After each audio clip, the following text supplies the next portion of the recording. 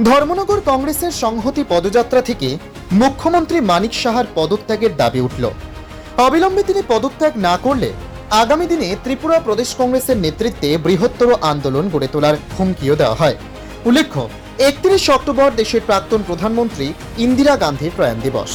এই প্রয়াণ দিবসকে কেন্দ্র করে 31 অক্টোবর থেকে 19 নভেম্বর পর্যন্ত একাধিক কর্মসূচি হাতে নিয়েছে প্রদেশ কংগ্রেস।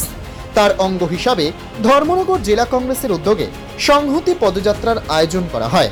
কংগ্রেস ভবন থেকে পদযাত্রাটি বের হয়ে শহরের বিভিন্ন পথ পরিক্রমা করে।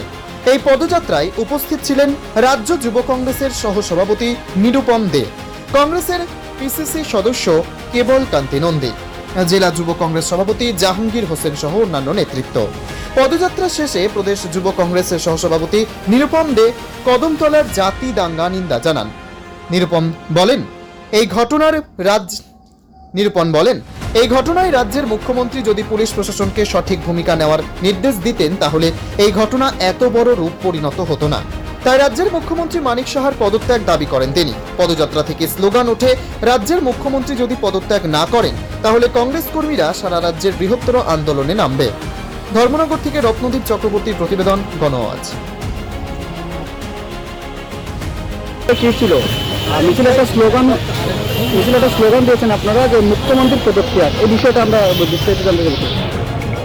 প্রদেশ কংগ্রেসের কর্মসূচির অঙ্গ হিসাবে আজ ধর্মনগরে সংহতি যাত্রা পালন হয়। এই সংহতি যাত্রা থেকে আওয়াজ তোলা হয় রাজ্যে বিভেদ নয়, শান্তি চাই।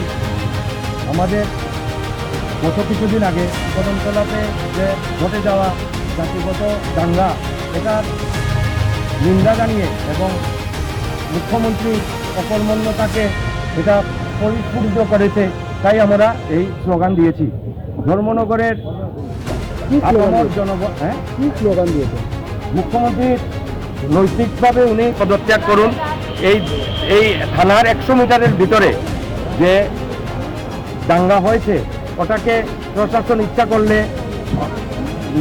নাও হতে দিতে পারতেন, কিন্তু কি উদ্দেশ্য প্রণোদিতভাবে ওনারা এটা হতে দিলেন আমরা বুঝতে পারছি না।